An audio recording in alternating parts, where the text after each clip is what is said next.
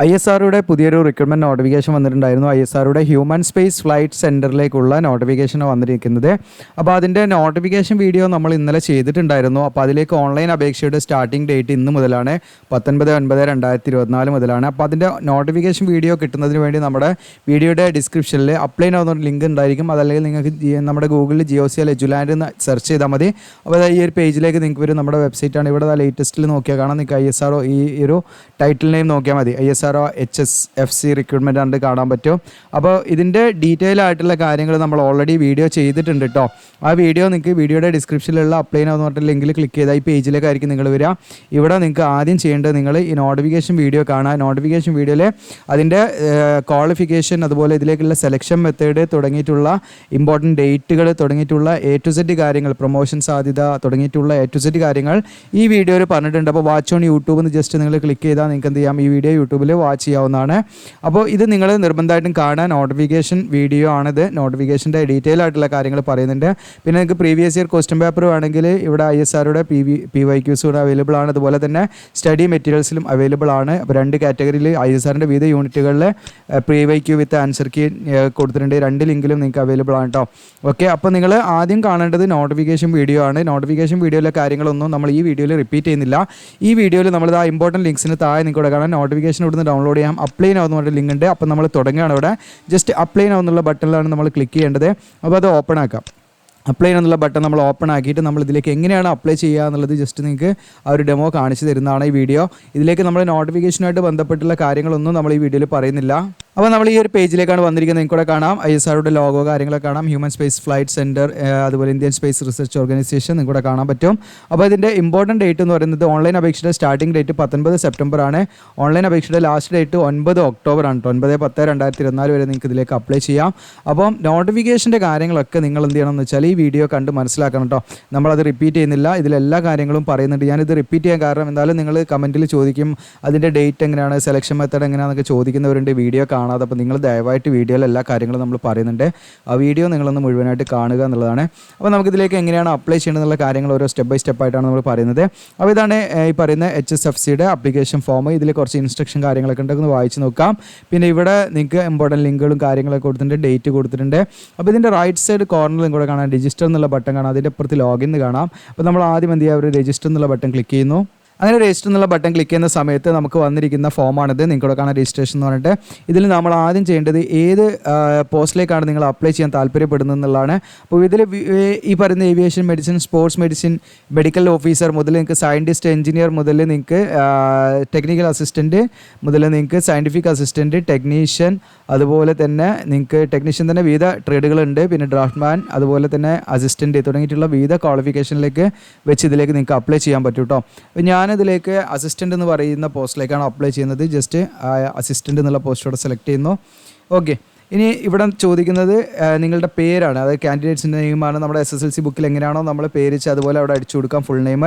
പിന്നെ ഇവിടെ post code, അത് നമ്മളിവിടെ പോസ്റ്റ് സെലക്ട് ചെയ്യുമ്പോൾ ആ പോസ്റ്റ് കോഡ് ഇവിടെ സെലക്ട് ആവും, ഓട്ടോമാറ്റിക്കായിട്ട് വരുന്നതാണ്. അപ്പോൾ നിങ്ങളുടെ പേര് നിങ്ങളിവിടെ ടൈപ്പ് ചെയ്ത് കൊടുക്കാം.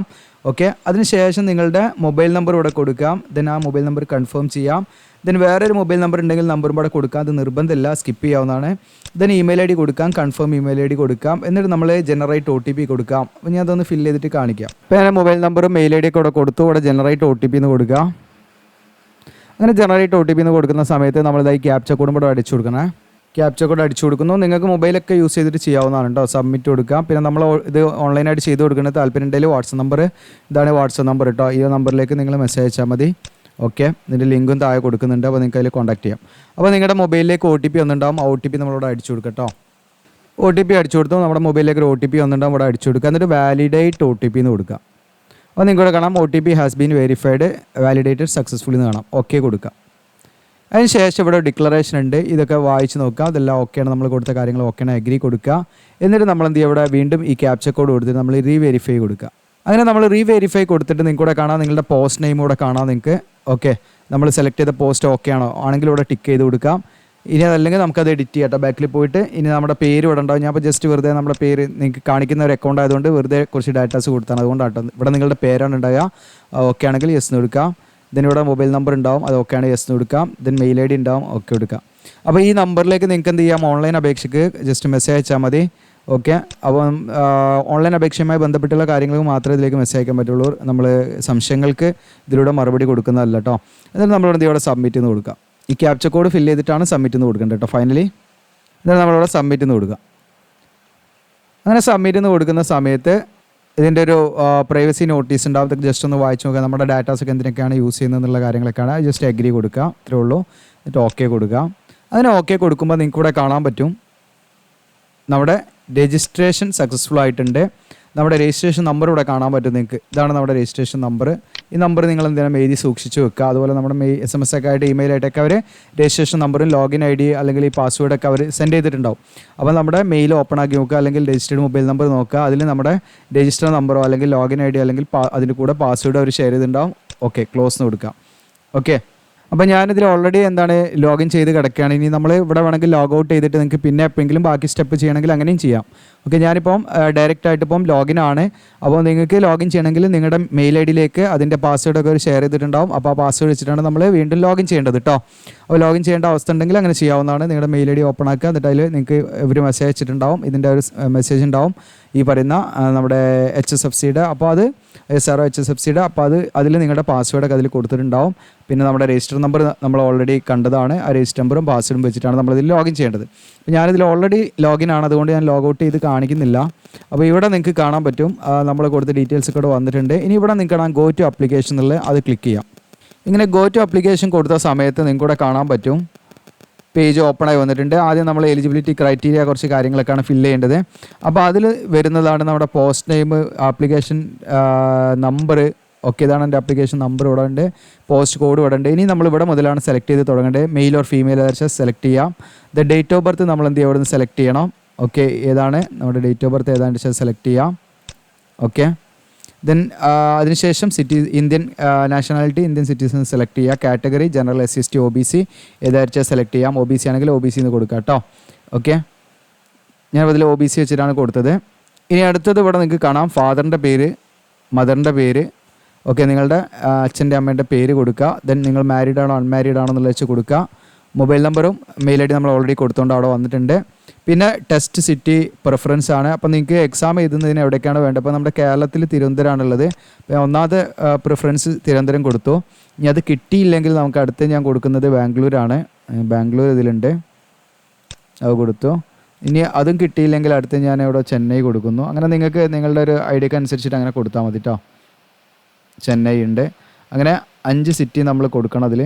ഓക്കെ, ഇങ്ങനെ 5 എണ്ണം നമ്മൾ പ്രിഫറൻസ് അടിസ്ഥാനത്തിൽ കൊടുക്കാം. അതിനുശേഷം നിങ്ങളോട് ചോദിക്കുന്നത് നിങ്ങൾക്ക് PWD കാൻഡിഡേറ്റ്സ് ആണോ എന്നുള്ളതാണ്. അതായത് ശാരീരികമായ പ്രശ്നങ്ങളുള്ള ഉദ്യോഗാർത്ഥികളാണെങ്കിൽ യെസ് കൊടുക്കുക, അല്ലെങ്കിൽ നോ കൊടുക്കുക കേട്ടോ.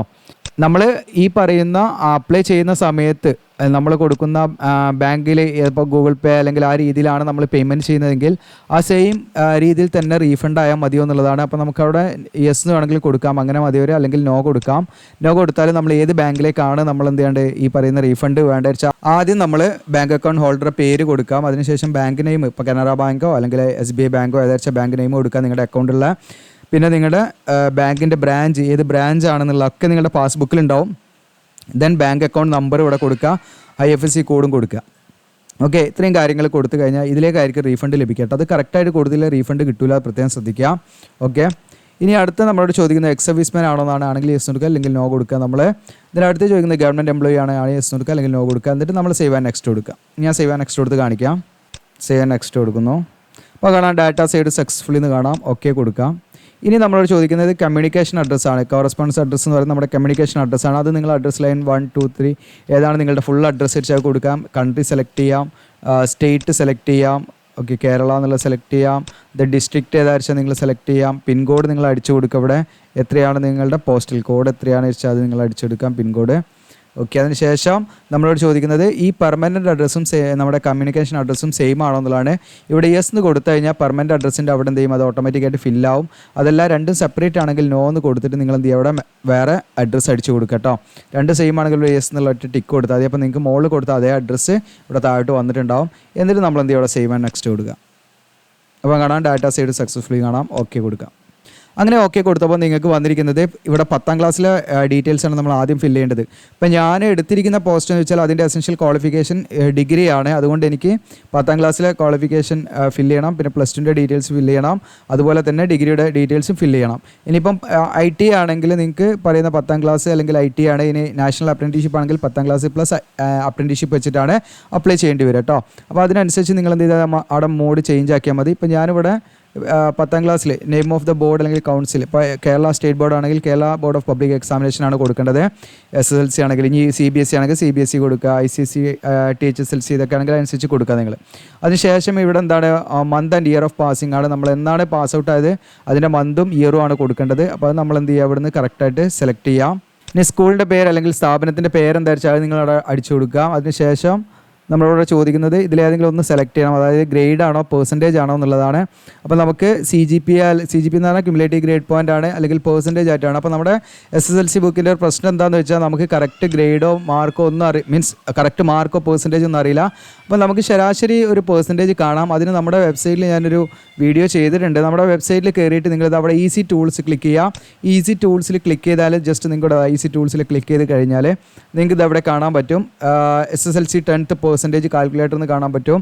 അപ്പോൾ ഈ SSLC 10th പെർസെൻറ്റേജ് കാൽക്കുലേറ്ററിൽ നിങ്ങൾക്ക് ക്ലിക്ക് ചെയ്ത് കഴിഞ്ഞാൽ നിങ്ങൾക്ക് ഇവിടെ കാണാം. ഇവിടെ ഇട്ട് കൊടുക്കുക. ഇവിടെ ഇട്ട് കൊടുത്താൽ അത് അത്ര അക്യുറേറ്റ് അല്ല. നമുക്ക് വേറെ എന്തെങ്കിലുമൊക്കെ പർപ്പസിനാണെങ്കിൽ നിങ്ങൾക്ക് അത് ചെയ്യാവുന്നതാണ്. പെട്ടെന്ന് കാര്യങ്ങൾ നടക്കും. ഓക്കെ, അതായത് A+ ആണെങ്കിൽ A+ ഇട്ട് കൊടുക്കാം, B+ ആണ് ഇട്ട് കൊടുക്കുക. അതിൻ്റെ ഒരു പെർസെൻറ്റേജ് ഇവിടെ കാൽക്കുലേറ്റ് ചെയ്ത് കാണിക്കും. അത് അത്ര കറക്റ്റ് അല്ല. കുറച്ചും പാടെ ഒരു ആവറേജ് ശരാശരി ആയിട്ട് നമ്മൾ എങ്ങനെയാണ് കണക്കാക്കേണ്ടതെന്നുള്ളതിൻ്റെ വീഡിയോ നമ്മൾ ചെയ്തിട്ടുണ്ട്. അപ്പോൾ ജസ്റ്റ് നിങ്ങൾ വാച്ച് ഓൺ യൂട്യൂബ് എന്ന് അടിച്ചാൽ മതി. 10ാം ക്ലാസ്സിലെ മാർക്ക് നമുക്ക് എങ്ങനെ കാണാം, 10ാം ക്ലാസ്സിലെ പെർസെൻറ്റേജ് എങ്ങനെ ആക്കാം എന്നുള്ള വീഡിയോ ആണ്.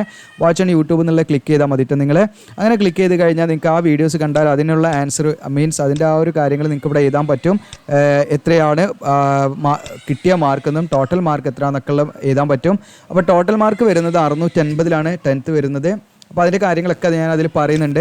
പിന്നെ കിട്ടിയ മാർക്ക് ഇപ്പോൾ എനിക്ക് 580 വിചാരിക്കുക. ആ കിട്ടിയ മാർക്ക് നമുക്ക് ശരാശരി കണ്ടുപിടിക്കാൻ പറ്റും പെർസെൻറ്റേജ് കണ്ടാൽ.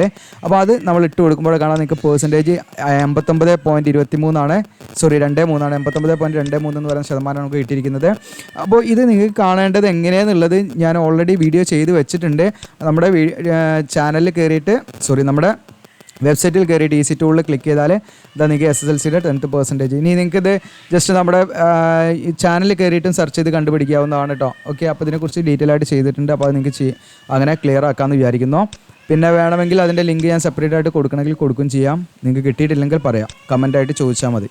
അതിനുശേഷം ഇവിടെ +2 ഡീറ്റെയിൽസ് ആണ്. +2 നമ്മൾ ഏതാണ് ബോർഡ് ധരിച്ചാൽ കൊടുക്കുക, ഇയർ ഓഫ് പാസ് ഔട്ട് എന്നാണ് വെച്ചാൽ അത് കൊടുക്കുക. നിങ്ങൾ മന്തും ഇയറും കറക്റ്റായിട്ട് എങ്ങനെയാണെന്ന് വെച്ചാൽ അതനുസരിച്ച് കൊടുക്കുക കേട്ടോ. ഓക്കെ, അതിനുശേഷം ഇയർ മാത്രം കൊടുത്താൽ മതി, മന്ത് കൊടുക്കണ്ട. അതിനുശേഷം നമ്മൾ പഠിച്ച സ്ഥാപനത്തിൻ്റെ പേര് ഏതാണെന്ന് വെച്ചാൽ ടൈപ്പ് ചെയ്ത് കൊടുക്കുക. സബ്ജക്റ്റ് ഏതാണെന്ന് വെച്ചാൽ നമ്മളത് ടൈപ്പ് ചെയ്ത് കൊടുക്കുക. സയൻസ് ആണോ ഹ്യൂമാനിറ്റീസ് ആണോ കൊമേഴ്സ് ആണോ വെച്ചാൽ അതിലുള്ള സബ്ജക്റ്റുകൾ ഏതൊക്കെ പഠിച്ചു വെച്ചാൽ നിങ്ങൾക്ക് എന്ത് ചെയ്യാം, സയൻസ് ഹ്യൂമാനിറ്റീസ് കൊമേഴ്സ് കൊടുത്താൽ മതി. കാരണം സബ്ജക്റ്റ് മൊത്തം അടിച്ചു കൊടുക്കാനുള്ള സ്പേസ് നമുക്ക് ഇവിടെ ഉണ്ടാവില്ല. അതിനുശേഷം നമ്മൾ എന്താണ് പെർസെൻറ്റേജ് ആണോ ഇതാണോ. അപ്പം നമുക്കതിൽ മാർക്ക് ഉണ്ട്. അതിൽ നിങ്ങൾക്ക് കിട്ടിയ മാർക്ക് എത്രയാണ് വെച്ചാൽ ഇട്ട് കൊടുക്കാം. ഇപ്പോൾ 1100 വിചാരിക്കാം. ഓക്കെ, ടോട്ടൽ മാർക്ക് എന്ന് പറയുന്നത് 1200 +2 വരുന്നത്. അപ്പോൾ അത് 1200 ഇട്ട് കൊടുക്കുക. അങ്ങനെ പെർസെൻറ്റേജ് എന്ത് ചെയ്യുക, നിങ്ങൾക്ക് ഇവിടെ കാൽക്കുലേറ്റ് 91.6 വിചാരിക്കാം. അത് നിങ്ങളനുസരിച്ച് കൊടുക്കുക. അടുത്തത് എസെൻഷ്യൽ ക്വാളിഫിക്കേഷൻ ആണ്. ഇതിൽ ഗ്രാജുവേറ്റ് ഡിഗ്രിയാണ്. അപ്പോൾ ജസ്റ്റ് നമ്മൾ എന്ത് ചെയ്യുക, ഗ്രാജുവേറ്റ് ഡിഗ്രി എന്ന് സെലക്ട് ചെയ്യാം. നമ്മൾ പഠിച്ച സ്ഥാപനത്തിൻ്റെ പേരോട് അടിച്ചു കൊടുക്കുക. സ്പെഷ്യലൈസേഷൻ ഏതാണ്, നിങ്ങൾ BA ആണോ BSc ആണോ BCom ആണോ ഏതായിരിക്കും നിങ്ങൾ ഏതാണ്, ഗ്രാജുവേഷൻ ഏതാണ്, BA or BTech ആണോ, ഇനി ഗ്രാജുവേഷൻ ആണ് ഇവിടെ ഉദ്ദേശിക്കുന്നത്. അപ്പോൾ ഏതാ ഗ്രാജുവേഷൻ എന്ന് വിചാരിച്ചാൽ നിങ്ങൾക്ക് എന്ത് ചെയ്യാം, അതിവിടെ ടൈപ്പ് ചെയ്ത് കൊടുക്കട്ടോ. ഓക്കെ, BSc ആണെങ്കിൽ BSc ഏതാ സബ്ജക്റ്റ് വെച്ചാൽ അത് BSc കെമിസ്ട്രിയോ BSc ഫിസിക്സോ BSc ജിയോളജി ഏതായിരിക്കും നിങ്ങൾ എന്ത് ചെയ്യാം, അതിനനുസരിച്ച് നിങ്ങൾക്ക് എന്ത് ചെയ്യാം ഇവിടെ ഇട്ട് കൊടുക്കാവുന്നതാണ്. ഈ BA ഹിസ്റ്ററി എക്കണോമിക്സ് ഏതായിരിക്കും നിങ്ങൾക്ക് അതിനനുസരിച്ച് എന്ത് ചെയ്യാം ഇവിടെ ഇട്ട് കൊടുക്കട്ടോ. ഓക്കെ, നമ്മളത് അടിച്ചു കൊടുക്കുക. അതിന് month and year of pass ഔട്ടാണ്. ഇത് നമ്മൾ എന്നാ പാസ് ഔട്ട് ആയിരിച്ചാൽ നമ്മൾ എന്ത് ചെയ്യുക, ആ മന്ത് ഇയറൊക്കെ നമ്മൾ അവിടെ നിന്ന് ടൈപ്പ് ചെയ്ത് കൊടുക്കാം. ഓക്കെ, അതിനുശേഷം ജസ്റ്റ് സെലക്ട് ചെയ്ത് കൊടുക്കാം. അതിനുശേഷം പെർസെൻറ്റേജ് അല്ലെങ്കിൽ CGPA. ഇപ്പോൾ നിങ്ങളുടെ സർട്ടിഫിക്കറ്റിൽ CGPA ആണെങ്കിൽ ക്യുമുലേറ്റീവ് ഗ്രേഡ് പോയിൻ്റ് ആവറേജ് ആണെങ്കിൽ അതിട്ട് കൊടുത്തിട്ട് നിങ്ങൾക്ക് കിട്ടിയ CGPA ഔട്ട് ഓഫ് അധികം 10 ആയിരിക്കും വരിക. സ്കെയില് 10 അല്ലെങ്കിൽ നിങ്ങൾ അതിനനുസരിച്ച് ഇട്ട് കൊടുത്താൽ മതി കേട്ടോ. അപ്പോൾ 10 ലിങ്ക് 6.8 കിട്ടിയെന്ന് വിചാരിക്കുക. അപ്പോൾ അതാണ് ഇട്ട് കൊടുക്കേണ്ടത്. അങ്ങനെയാണ് നമ്മളത് കാൽക്കുലേറ്റ് ചെയ്യുക. ഇനി അതല്ല നിങ്ങൾക്ക് പെർസെൻറ്റേജ് ആണെങ്കിൽ എന്ത് ചെയ്യുക, പെർസെൻറ്റേജ് കൊടുത്തിട്ടുണ്ടെങ്കിൽ മാർക്ക് കൊടുത്തിട്ടുണ്ടെങ്കിൽ കിട്ടിയ മാർക്ക് ഇവിടെ ഇട്ട് കൊടുക്കുക നിങ്ങൾ. ഓക്കെ, കിട്ടിയ മാർക്ക് എത്ര വെച്ചാൽ നിങ്ങൾ അതിനനുസരിച്ചിട്ട് കൊടുക്കാം ഇവിടെ. അതിനനുസരിച്ച് ടോട്ടൽ മാർക്ക് എത്രയാണ്, ഇപ്പോൾ ഫോർ എക്സാമ്പിൾ 1000-ലാണെങ്കിൽ അപ്പോൾ നിങ്ങൾ എത്രയാണ് ഓരോ ഇതിനനുസരിച്ചിട്ടാണ്. 1000-ലാണെങ്കിൽ 1000 രൂപ അവിടെ പെർസെൻറ്റേജ് കാൽക്കുലേറ്റ് ചെയ്ത് തരും. ഇനി അടുത്തത് നമ്മളോട് ചോദിക്കുന്നത് ഹിന്ദി ടൈപ്പ് റൈറ്റിംഗ് സ്പീഡ് കാര്യങ്ങളൊക്കെ നമുക്ക് ഉണ്ടായിരിക്കും എന്നുള്ള കണ്ടീഷനാണ്. അങ്ങനെയുള്ളവർ യെസ് എന്ന് കൊടുക്കാം. ഓക്കെ, അതോടൊപ്പം തന്നെ കമ്പ്യൂട്ടറൊക്കെ യൂസ് ചെയ്യുന്നതൊക്കെ നമുക്ക് അറിഞ്ഞിരിക്കേണ്ട കാര്യങ്ങളാണ്, യെസ് കൊടുക്കുക കേട്ടോ. ഓക്കെ, ഇനി ഇംഗ്ലീഷ് ടൈപ്പ് റൈറ്റിംഗ് അറിയുമെന്നുള്ളതാണ്, യെസ് എന്ന് കൊടുക്കുക. ഓക്കെ, അപ്പോൾ ഈ ഒരു പോസ്റ്റിലേക്ക് ഹിന്ദി ടൈപ്പ് റൈറ്റിംഗ് അറിഞ്ഞിരിക്കണം കേട്ടോ. അപ്പോൾ നിങ്ങൾക്കത് അറിഞ്ഞവർക്ക് ഇതിലേക്ക് അപ്ലൈ ചെയ്യാൻ പറ്റുള്ളൂ കേട്ടോ. കാരണം ഇത് രാജ്ഭാഷ ആയതുകൊണ്ട് ഇത് ഹിന്ദി ടൈപ്പ് റൈറ്റിംഗ് പാട് അതിലേക്ക് അറിഞ്ഞിരിക്കണം, 25 വേർഡ് പെർ മിനിറ്റിൽ. അപ്പോൾ അത് നിങ്ങൾക്ക് പഠിക്കാൻ പറ്റുമെങ്കിൽ അത് ഇപ്പം അറിഞ്ഞിരിക്കുന്നത് വെച്ച് നമുക്കത് സർട്ടിഫിക്കറ്റ് കാര്യങ്ങളൊന്നും വേണ്ട, യെസ് എന്നുള്ള ഡിക്ലറേഷൻ കൊടുത്താൽ മതി. റിക്രൂട്ട്മെൻറ്റ് സബ്മിഷനായി മീൻസ് നിങ്ങൾ സെലക്ട് ആയി കഴിഞ്ഞാൽ നിങ്ങൾക്ക് ഈ പറയുന്ന സ്കിൽ ടെസ്റ്റ് ഉണ്ടാവും, അതിൽ പാസ്സാവണമെങ്കിൽ നിങ്ങൾക്ക് അത് അറിയണം. അപ്പോൾ അതുകൊണ്ട് നിങ്ങൾ ടൈപ്പ് റൈറ്റിംഗ് പഠിച്ച് വെച്ചാൽ മതി എന്നുള്ളതാണ് മനസ്സിലാക്കുന്നത് കേട്ടോ. കാരണം എന്താ വെച്ചാൽ ഇപ്പോൾ നിങ്ങൾക്ക് അപ്ലൈ ചെയ്യുമ്പം ആ ഒരു സർട്ടിഫിക്കറ്റ് കാര്യങ്ങളൊന്നും വേണമെന്നില്ല. അപ്പോൾ അത് നിങ്ങൾക്ക് അറിഞ്ഞാൽ മതി. ടൈപ്പ് റൈറ്റിംഗ് സ്പീഡിൽ നമുക്ക് എന്താണ് ടൈപ്പ് ചെയ്യാൻ അറിഞ്ഞാൽ മതി. അപ്പോൾ നിങ്ങൾക്ക് ആ കോഴ്സ് എടുത്ത് പഠിച്ച് അത് മെയിൻറ്റെയിൻ ചെയ്യാവുന്നതാണ് കേട്ടോ. ഓക്കെ, അപ്പോൾ അങ്ങനെയുള്ള കാര്യം അത് ശ്രദ്ധിക്കുക. എന്നിട്ട് നിങ്ങൾ എന്ത് ചെയ്യുക വെച്ചാൽ എസെൻഷ്യൽ ക്വാളിഫിക്കേഷൻ ഡീറ്റെയിൽസ് ഒന്നും കൊടുത്തു. ഇനി വേറെ എന്തെങ്കിലും ക്വാളിഫിക്കേഷൻ ഉണ്ടെങ്കിൽ നിങ്ങൾക്ക് ഇത് അവിടെ കൊടുക്കാം, ക്വാളിഫിക്കേഷൻ ഡീറ്റെയിൽസ് 2 കൊടുക്കാവുന്നതാണ് കേട്ടോ. അതേപോലെ എന്നിട്ടിപ്പം നമ്മളത് കൊടുക്കേണ്ട ആവശ്യമില്ല, ഉണ്ടെങ്കിൽ കൊടുത്താൽ മതി. ഞാൻ ഇവിടെ സേവ് നെക്സ്റ്റ് കൊടുത്തു. സേവ് നെക്സ്റ്റ് കൊടുത്താൽ കാണാം ഡാറ്റ സേവ് സക്സസ്ഫുള്ളി എന്ന് കാണാം.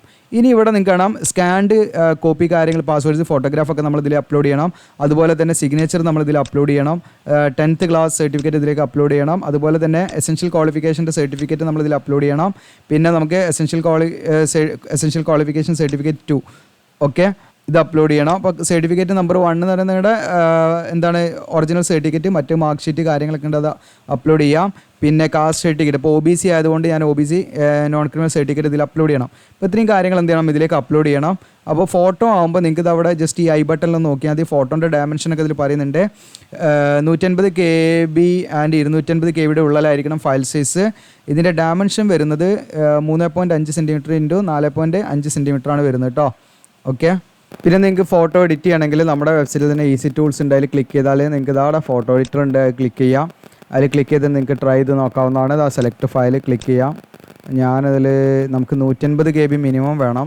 ഞാനതിലൊരു 70 KB ഫയൽ സൈസ് ഉള്ളൊരു ഫോട്ടോ ഇതിലേക്ക് അപ്ലോഡ് ചെയ്യുന്നു. നമുക്കതിൻ്റെ ഫയൽ ഡയമെൻഷനൊക്കെ മാറ്റണം. നമുക്ക് മാക്സിമം എത്ര വേണ്ട ചിലവിടെ ഈ ഔട്ട് ഇങ്ങനെ മാറ്റി കൊടുത്താൽ മതി. അപ്പോൾ ഫയൽ സൈസ് അതിനനുസരിച്ച് നമുക്ക് ഡൗൺലോഡ് ആവും. ഇപ്പോൾ ഞാൻ 250 കൊടുത്തപ്പോൾ എനിക്ക് 87 ഇവിടെ കിട്ടിയിട്ടുള്ളൂ. അപ്പോൾ അതിന് ഇതിൻ്റെ DPI 200 വരെ 200ഒക്കെ ആക്കാം. അപ്പം ജസ്റ്റ് അതൊന്ന് ചേഞ്ച് ആക്കിയിട്ട് കൊടുത്ത് നോക്കുകയാണ്. അപ്പോൾ നിങ്ങൾക്ക് ഇവിടെ കാണാൻ 111 മാറിയിട്ടുണ്ട്. അപ്പോൾ ഇതിൽ ഓരോന്നിങ്ങനെ മാറ്റുമ്പോൾ അതിനനുസരിച്ച് നമുക്ക് ചേഞ്ച് വരും. ഞാനിവിടെ ഒരു 450 കൊടുക്കുകയാണ് ഔട്ട്. അപ്പോൾ ഞാനിവിടെ ഒരു 120ഉം 450 ഒക്കെ കൊടുത്തപ്പോൾ എനിക്കിത് ഏകദേശം ഒരു 197 വന്നിട്ടുണ്ട്. അത് 150ൻ്റെ 250ൻ്റെ ഇടയിലായിരിക്കണം ഫയൽ സൈസ്. അപ്പോൾ നിങ്ങൾക്ക് അതിനനുസരിച്ച് ചെയ്യാം. ക്ലാരിറ്റി കുറയരുത് കേട്ടോ. നിങ്ങളിങ്ങനെ ചെയ്യുമ്പോൾ ക്ലാരിറ്റി കുറവുണ്ടോ എന്നൊക്കെ നോക്കണേ. അത് കുറഞ്ഞു കഴിഞ്ഞാൽ കാൻഡിഡേറ്റ്സ് റിജക്റ്റ് ആവും. ക്ലാരിറ്റി കുറയാണെങ്കിൽ വേറെ മെത്തേഡ് യൂസ് ചെയ്യണം. പ്രത്യേകം ശ്രദ്ധിക്കാൻ, നല്ല ക്ലാരിറ്റി ഉണ്ടായിരിക്കണം. ഓക്കെ, അപ്പോൾ നമുക്ക് ജസ്റ്റ് ഇവിടെ ക്ലിക്ക് ചെയ്യാം. അപ്പോൾ ഞാനിവിടെ ഇതിലേക്ക് അപ്ലോഡ് ചെയ്ത ഫോട്ടോ ജസ്റ്റ് ഡൗൺലോഡ് ചെയ്ത് ഇവിടെ നിങ്ങൾക്ക് കാണാം ക്ലിയർ ആകുന്നുണ്ട്. ഇവിടെ കറക്റ്റ് ഫിറ്റ് ആയിട്ടുണ്ട്. നിങ്ങൾക്ക് കാണാം ഫയൽ അപ്ലോഡ് സക്സസ്ഫുള്ളി എന്ന് കാണാൻ പറ്റും കേട്ടോ.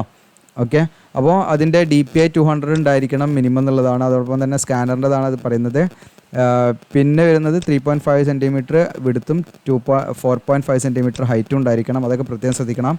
150 KBയുടെയും മാക്സിമം 250 KBയുടെ ഇടയിലായിരിക്കണം. ഓക്കെ, അപ്പോൾ ഞാനിത് ഇതിൽ അപ്ലോഡ് ആയിട്ടുണ്ട്. ഇനി എന്ത് ചെയ്യുക, അവിടെ ക്ലോസ് എന്ന് കൊടുക്കാം. ഇവിടെ ഒരു ഗ്രീൻ ടിക്ക് വന്നിട്ടുണ്ട്. ഇനി നമുക്ക് ഇവിടുന്ന് വ്യൂ ചെയ്യാൻ പറ്റും. അതുപോലെ തന്നെ അടുത്ത സിഗ്നേച്ചർ നമ്മളിതിൽ അപ്ലോഡ് ചെയ്യണം. സിഗ്നേച്ചറിൻ്റെ ഫയൽ സൈസ് 50 KBയുടെയും 100 KBയുടെ ഇടയിലായിരിക്കണം കേട്ടോ. അപ്പം ജസ്റ്റ് എന്ത് ചെയ്യുക, ക്ലിക്ക് ചെയ്യാം.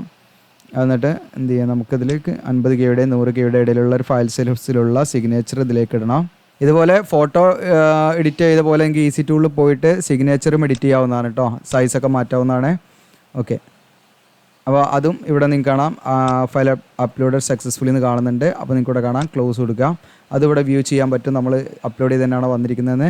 പിന്നെ 10ാം ക്ലാസ്സിലെ സർട്ടിഫിക്കറ്റ് ഇതൊക്കെ നമ്മൾ PDF ആയിട്ടാണ് ഇതിലേക്ക് അപ്ലൈ ചെയ്യാം. JPGയും പറ്റും കേട്ടോ. PDF or JPG 100 KB മുതൽ മിനിമം 100 KB ഉണ്ടായിരിക്കണം. മാക്സിമം 1 MB ആണ് കേട്ടോ. ഇതിൻ്റെ ഉള്ളിലായിരിക്കണം ഫയൽ സൈസ്. അപ്പോൾ ആ സർട്ടിഫിക്കറ്റുകൾ നമ്മൾ എന്ത് ചെയ്യുക, ഇതിലേക്ക് അപ്ലോഡ് ചെയ്യുക. പിന്നെ എസെൻഷ്യൽ ക്വാളിഫിക്കേഷൻ്റെ ഒറിജിനൽ സർട്ടിഫിക്കറ്റും അതിൻ്റെ മാർക്ക് ഷീറ്റ് കാര്യങ്ങളൊക്കെ നിങ്ങൾ എന്ത് ചെയ്യുക, അതിൽ അപ്ലോഡ് ചെയ്യുക. SC OST OBC ഒക്കെ ആണെങ്കിൽ caste certificate, category certificate upload ചെയ്യുക. OBC ആണെങ്കിൽ OBC NCL സെൻട്രൽ ഗവൺമെൻറ് പർപ്പസിന് വേണ്ടി തയ്യാറാക്കിയതായിരിക്കണം എന്നുള്ള പ്രത്യേകം ശ്രദ്ധിക്കുക കേട്ടോ. വാലിഡ് ആയിട്ടുള്ള. അപ്പോൾ ഞാനിതൊക്കെ ഒന്ന് അപ്ലോഡ് ചെയ്തിട്ട് കാണിക്കാം. അപ്പോൾ അങ്ങനെ ഞാൻ ഓരോ PDF ഇതിൽ അപ്ലോഡ് ചെയ്തു. അപ്പോൾ ഒക്കെ എല്ലാം നമുക്ക് വ്യൂ എന്നുള്ള നോക്കിയിട്ട് വ്യൂ ചെയ്യാൻ പറ്റും. ഇതുപോലെ നിങ്ങൾക്ക് ഓരോന്നും വ്യൂ ചെയ്യാൻ പറ്റും കേട്ടോ. അപ്പോൾ ഞാനിതിൽ വെറുതെ കുറച്ച് ഡോക്യുമെൻറ്റ്സ് അപ്ലോഡ് ചെയ്തിട്ടാണ്. ഇനി നിങ്ങളുടെ പേര് ഇവിടെ കാണാം, ആപ്ലിക്കേഷൻ ഫീ കാണാം. ഇവിടെ ഞാൻ സെലക്ട് ചെയ്ത പോസ്റ്റിൻ്റെ ആപ്ലിക്കേഷൻ ഫീ. അപ്പോൾ ആപ്ലിക്കേഷൻ ഫീ കാര്യങ്ങളൊക്കെ കുറിച്ച് നമ്മൾ ഓൾറെഡി വീഡിയോ ചെയ്തിട്ടുണ്ട്, അതുകൊണ്ടാണ് അതിൻ്റെ കാര്യങ്ങളൊന്നും വീണ്ടും പറയാത്തത് കേട്ടോ. ഇവിടെ കാണാം, ഈ വീഡിയോ കാണാം, നോട്ടിഫിക്കേഷൻ വീഡിയോ ആണ്, ഡീറ്റെയിൽ ആയിട്ടുള്ള കാര്യങ്ങൾ അതിൽ പറയുന്നുണ്ട്.